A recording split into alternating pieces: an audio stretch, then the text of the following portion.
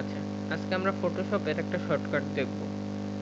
আমরা শর্টকাটটা দেখার আগে একটা জিনিস দেখি, আমরা যে এই ছবিটা আমরা স্মার্ট, এটা কি বলে, কুইক সিলেকশন টুল দিয়ে এই ছবিটা আমরা নিছিলাম। নেওয়ার পর কিছু কিছু জিনিস আমার এইখানে, যেমন এখানে যেমন একটা জিনিস, এটা কিন্তু আমি চাই নাই, সুতরাং এটা তারপরেও চলে আসছে। তো এটা আমরা কিভাবে ডিসিলেক্ট করব, ওইটা আমরা দেখবো আজকে। তো এই জন্য, তার মানে এইটা কিভাবে রিমুভ করব, এই সাদা অংশটা, হোয়াইট অংশটা, এই জন্য আমাদের ফার্স্টে এই সিলেকশন টুলে যেতে হবে।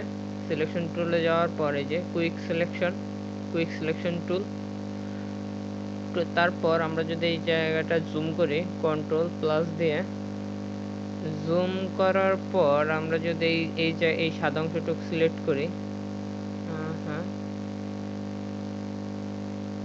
আচ্ছা, ডিসিলেক্ট, আচ্ছা, সাদা অংশটা যদি আমরা সিলেক্ট করার পর সিলেক্ট হয়ে গেছে। এইবার যদি আমরা ব্রাশ টুলটা ইউজ করি, ব্রাশ টুল কোথায় আমার, এই যে ব্রাশ টুলটা যদি ইউজ করি, এটা মুছা দেই যে, এরপর